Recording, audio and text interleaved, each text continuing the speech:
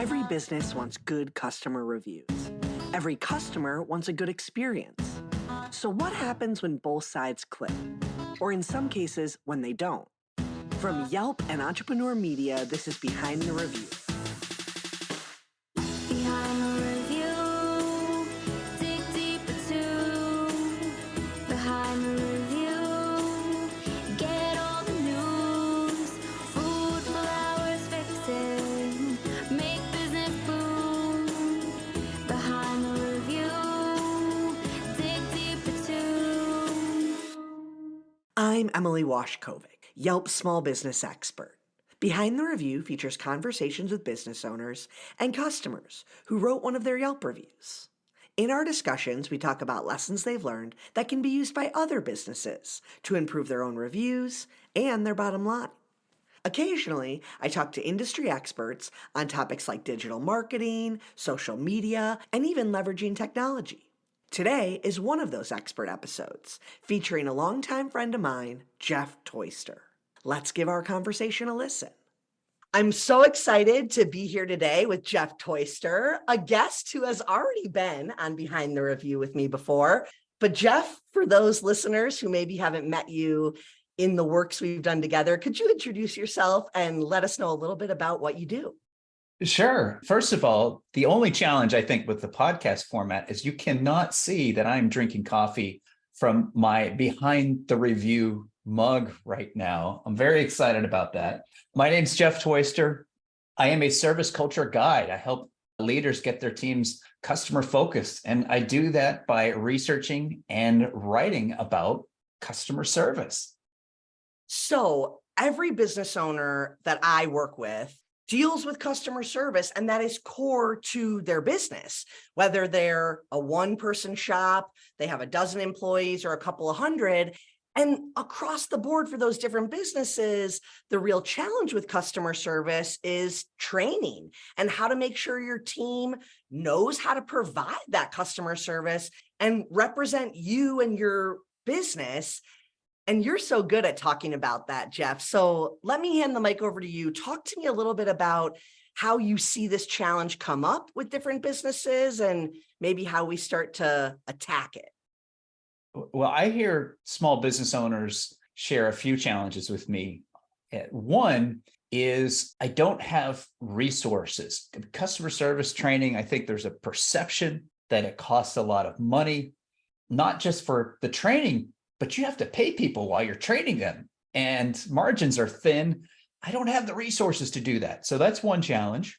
Expertise is another challenge. Small business owners say, hey, I know how to provide great customer service, but how do I communicate that to my employees? And a lot of times the small business owner has a deep passion and understanding of their business, but the people they hire might be new to that industry, might even be new to serving customers. So they're starting at square one. That's tough. And the third challenge, time. I'm running a business. I don't feel as though I have the time that I need to train people. I was talking to a friend who runs a small accounting practice, and she knows she needs to train her employees. She understands this, and she tells me, I just don't have time. So I'm stuck because if I don't train them, they won't perform at the level that I need them to in terms of taking care of our clients. But I don't feel like I have the time to train them because I have so much other work to do. And business owners tell me about that same problem all the time. So it's really the cost, it's the expertise, and it's the time that prevents a lot of business owners from giving employees the customer service training that they both need and deserve.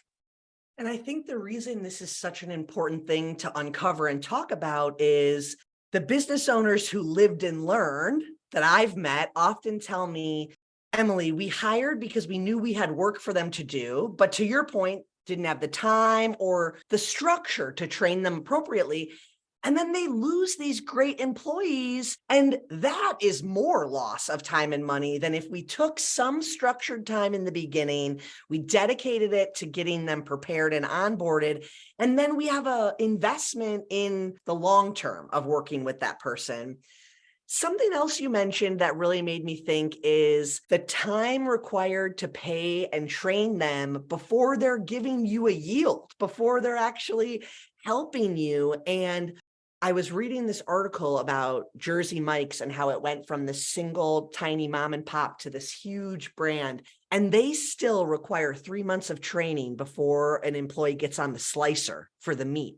And I thought that was wild. We think of that as like a big chain. Maybe we see, oh, they just put that guy through training and it's no big deal because they're a big company. But really, when we're talking about these independent franchises, they're just like any other mom and pop, but they know that 3 months time is going to have that person more than ready when they step into that role. So this is a big thing to tackle. What do we do to get started? Where do we even begin as a business? Well, I think there's a few things that business leaders should consider first to make customer service and customer service training much more manageable and easier. So there's three places. The first thing is definition. We need to define what outstanding service looks like so that we can give all of our employees a clear and consistent picture of this is what we're trying to do. I'll give you an example. I'm based in San Diego, California. If I'm looking for the best sliders in town and an ice cold beer, I am going to the Hills Pub. They have over 1,500 reviews on Yelp and a 4.5-star rating. They are awesome. And on their website is this really nice tagline, the best neighborhood bar in San Diego. So think about that as a compass point or a North Star for every employee. You could tell any employee who works there, we're trying to be the best neighborhood bar in San Diego.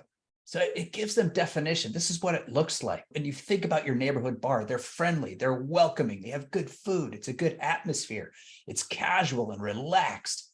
All of those things help people understand the service they're trying to provide. So definition is the first step. The second step is you need procedures. If you train people without procedures, you're just giving them a bunch of generic advice to follow. But once you have procedures, you have specific steps that you'd like your employees to take. And so at the Hills, for example, if you walk into the Hills Pub, first thing you'll notice is anybody who's working there who sees you come in immediately says hello. The first interaction you have with anybody at the Hills Pub, they introduce themselves. They're creating rapport and they get to know your name. They have procedures for how you place an order where they like you to go to a certain station if you want to place an order for food or a beverage. It helps improve their operational efficiency. And it's another touch point where you get to chat with people. So they have procedures that help them deliver the brand of service that they're trying to provide. And the last thing, this is the third step, resources. You have to be able to provide your employees with the resources necessary to deliver the type of service you want them to provide. It doesn't make any sense to train employees to, let's say, serve the best beer in San Diego if you're out of beer, for example. So you need to have the resources for them to succeed. Once you have those three things, then your customer service training becomes far easier. And that upfront work, I think, it makes it a better business. And it should be table stakes for a business owner, because now it allows you to communicate to anybody you hire exactly what you want them to do. So that's definition. Is that the first one? Definition. Yes. Procedures, resources. What I really like about this is it sounds like it's work, right? Each one of those things sounds like, okay, I got to create something or make something. But we're talking about doing this one time and then maybe slightly tweaking it throughout the years of your business. But even as an independent operator, you should have some of these things coming together for your business. And by putting them down somewhere, it's going to help you succeed as well. Because we know why we got started. Many business owners feel that drive in what they're doing on a daily basis, but to have it written somewhere really does make an impact when we're able to say, here's how we treat our customers. Here are the things we do at every stage of interacting with them. It makes it easier also to go into auto mode, right? Once these employees are a part of the team and they've been trained and they're embedded in the culture, they don't have to think about that smile and greeting the person when they come through the door because it's just autopilot for them. Let's talk a little bit about the resources part, because what that makes me think of sometimes is, all right, do we need to hire a trainer? Do we need to invest in courses? Is this something we're building on our own? What's your advice there? How do you approach that part?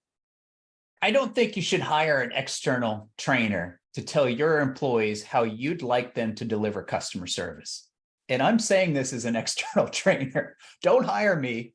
Don't hire anybody else. Don't waste your money on that nonsense. If we take a step back and think, okay, you've done your homework. You've defined this is what great service looks like. You have identified the best practice procedures your employees should follow to provide that service. And you've provided the resources necessary. Who best equipped to train them than you, the business owner, or your management team? So I don't think that you should invest in a course. Perhaps resources, for example, if you have access, and I know a lot of small business owners do, to LinkedIn Premium that comes with LinkedIn Learning. A lot of great customer service courses are on LinkedIn Learning. Maybe there's a book that you want to invest in. Even listening to this podcast is a resource in terms of getting great ideas. But who should do the training? I think it's you, the business owner. I love talking about small businesses. In Calgary, Canada, there is a chain, I think it's 5 stores now. They're expanding, called Village Ice Cream, 4.5 stars on Yelp. They're crushing it. But their owner, Billy, is hands-on with training every single employee and his management team as well. And I've talked to him about this. It does take extra time. It takes extra effort, but he looks at it as an investment in making sure that his business is running successfully and profitably. And so it doesn't necessarily mean that you should invest in hiring a trainer. I just don't think you should do that. As the business owner, you are the person who's best equipped to do it. You just need to have those other steps in place first. Absolutely. And I want to circle back a little bit to the defining customer service part of this, because like you're even telling stories of places that stand out for you as customer service. We all have seen those experiences, right? There's certain big brands or chains that we consistently know where they hit the mark. There's also places in all of our local communities that do that. And so as a business owner, compiling those examples is a really great way to create a training module, if you will. And I've even seen some business owners say, okay, go to this business and observe XYZ thing. If you're a restaurateur or a bartender, you'll go to other places in the area and get inspiration for drinks or, how they do their customer service table touches. And so really looking to others as a great example and then becoming that great example yourself is an easy way to not have to come up with it yourself. There are people who are great at customer service. Use those as great examples and trainings, and use those as ways to create your own processes sometimes too, right? I think you have to be careful with that, because on one hand, you want to draw some inspiration from best practices, but on the other hand, your business is and should be unique. So if you copy too much from other organizations, then you risk not being special. I'll give you an example. I walked into a patio furniture store. I was looking for, wait for it, patio furniture. And the first thing that the person greeted me, the first thing she said to me was, "We are the Nordstrom of patio furniture stores." Nordstrom doesn't sell patio furniture. I didn't understand the connection. How about you be really good at patio furniture?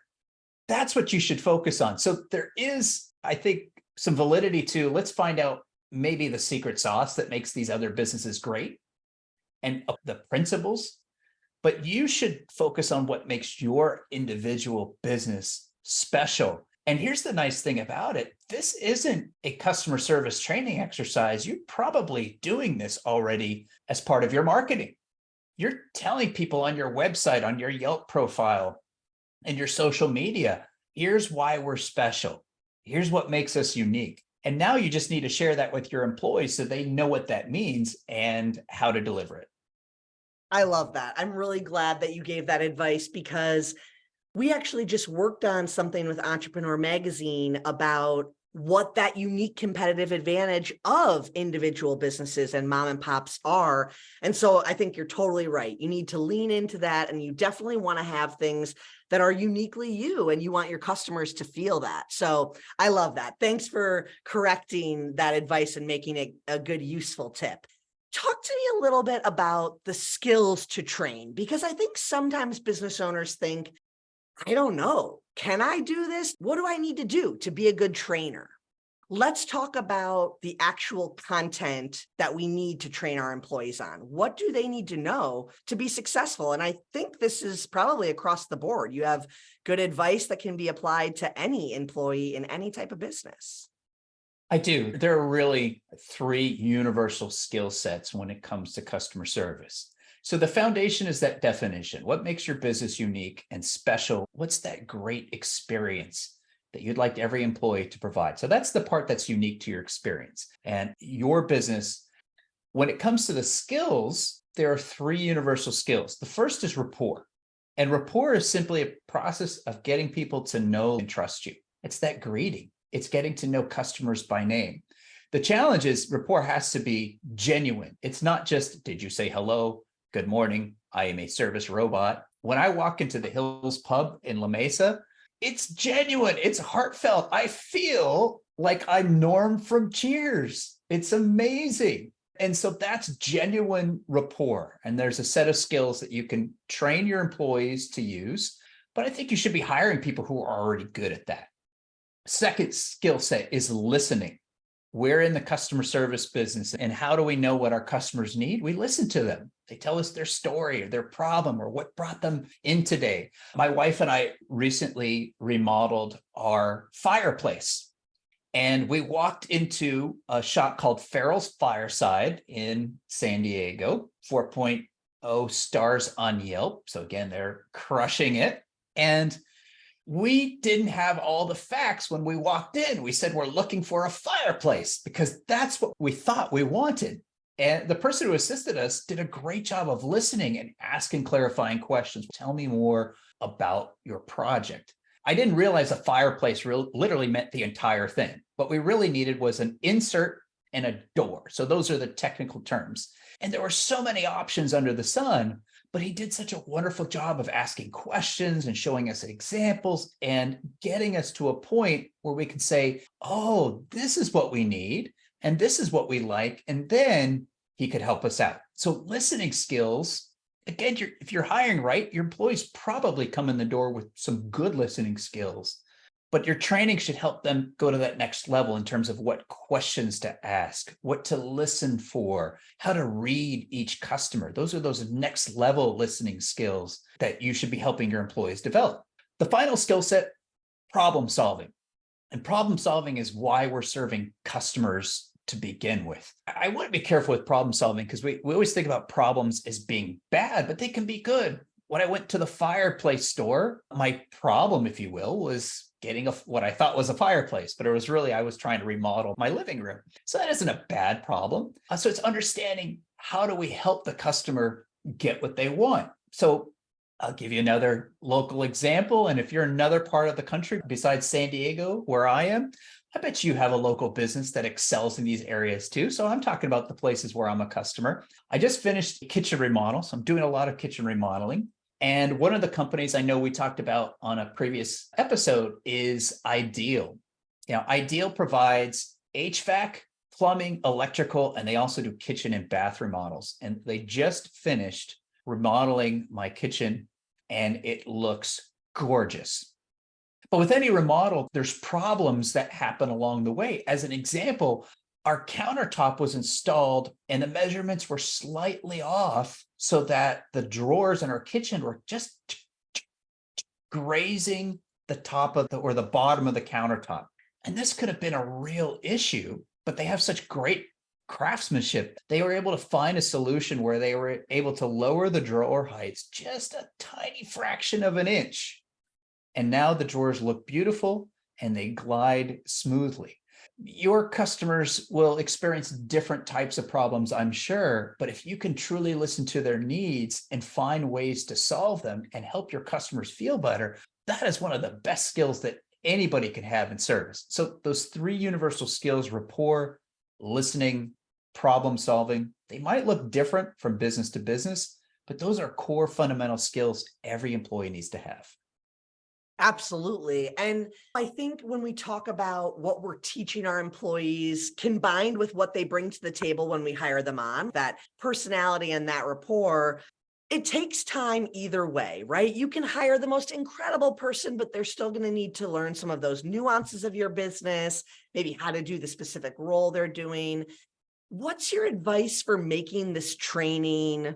I don't want to say like quick because we're not trying to rush it, but efficient. How about we use that word? How can you make training happen in an efficient manner? I think there's a couple of ways to look at it. And first, I want to go back to that example you gave earlier about Jersey Mike's, where you said that you need 3 months of training before you start getting on the slicer. People are probably picturing like 3 months, like in a classroom or like what's going on. But let's reframe that. I don't know for sure, but I would wager that 3 months really means 3 months of experience, 3 months of on the job training, 3 months of doing your job day in and day out until you've achieved a level of proficiency where we can finally trust you with slicing the meat. And so if you think about experience as being one of the best ways for people to learn, as long as they're learning lessons from every customer they serve, that's a big part of your training. But where else can you nudge them? We have to take our mindset away from this kind of formal, long training program that's resource intensive, time intensive. And let's think about the things you're already doing as a business owner where we could connect that to training. I see 3 places very specifically. New hires, you have to train them on procedures. You have to train them on policies. You have to train them on products. Make customer service a big part of that. I was in a retail store, one of my favorite places to shop, REI. And if you like the outdoors as much as I do, you go to REI. And one of the amazing things they do with training is they don't just throw someone out there and say, hey, good luck. There was a new employee who was actually shadowing a seasoned associate and walking through different departments, learning exactly how do you interact with customers, how you greet them, how you engage with them. You have to do the training anyways. You might as well throw customer service in there. So new hire training, huddles. A lot of businesses do pre-shift meetings or huddles. I know in hospitality, in restaurants, often in retail. This is something you do where you gather the team before you open for the day or before the shift starts, and you spend 5-10 minutes just talking about what's important. Customer service is important, so throw that into your huddle, and each day, each shift, you will have touched on customer service. That's also training.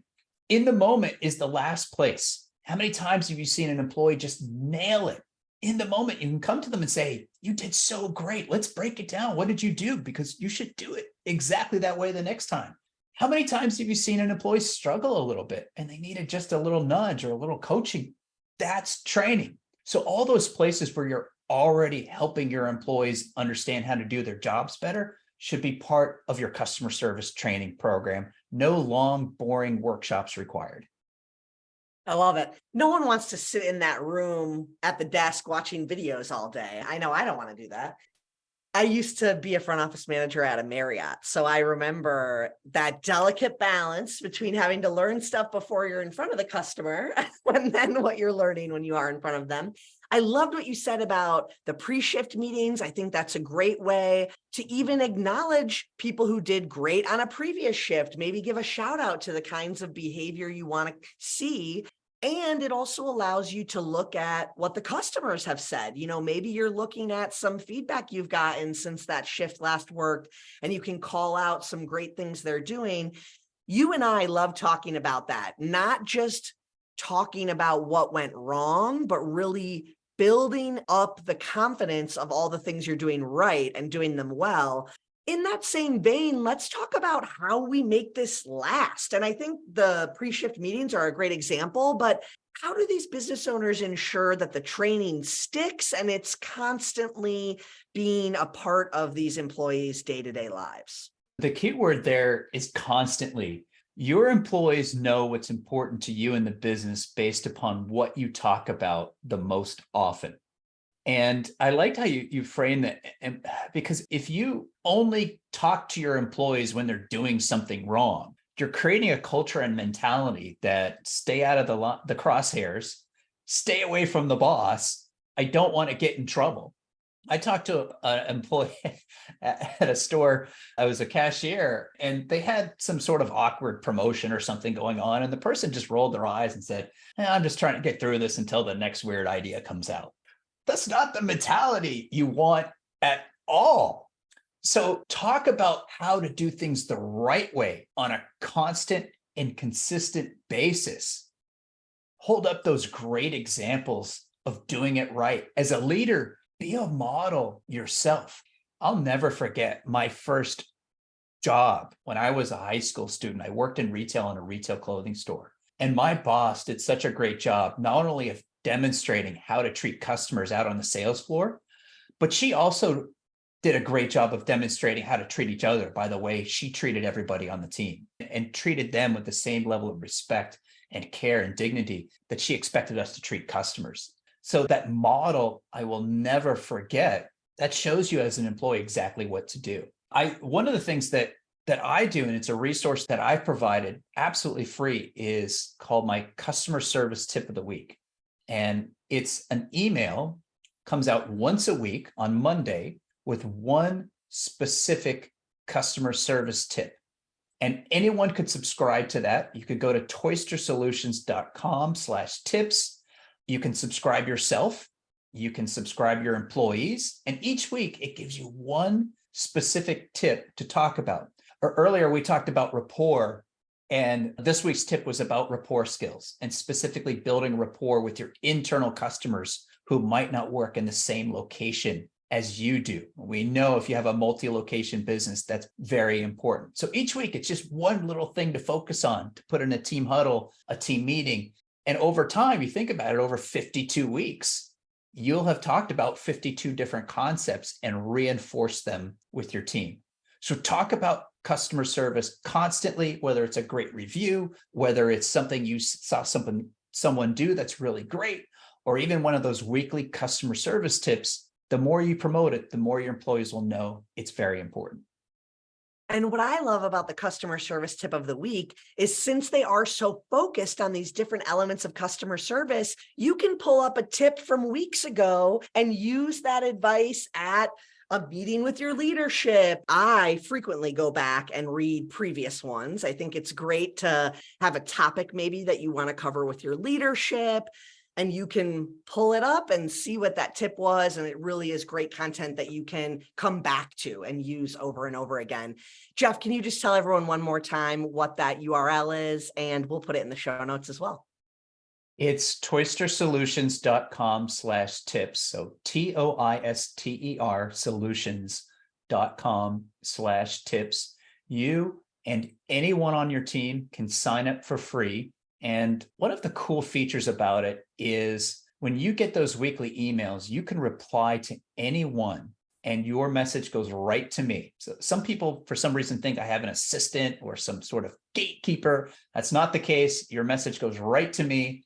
And I hear from business owners and business leaders all the time who share successes. They ask me questions, they share challenges, and I respond to each and every one of those messages. So you can connect with me directly through those emails as well.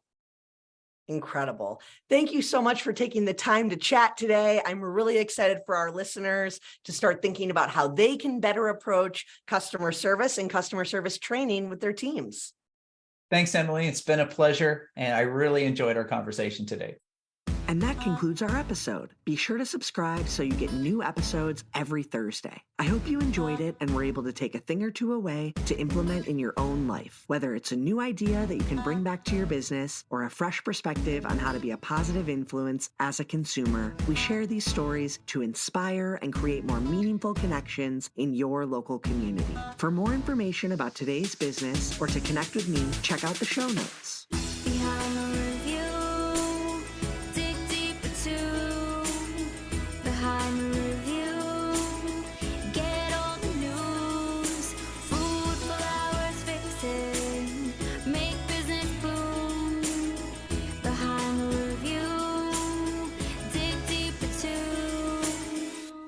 This episode featured a conversation with Jeff Toister. Special thanks to Sammy Pio, who helped edit this episode. To learn more about the story, head to yelp.com/behind the review and check out the guest details and episode takeaways. And don't forget to subscribe to the show so you get an alert each Thursday that we drop a new episode. To claim your own Yelp business page and start engaging with consumers, visit business.yelp.com. Our theme song is performed by Ali Schwartz and produced by Robbie G of Messerol Sound.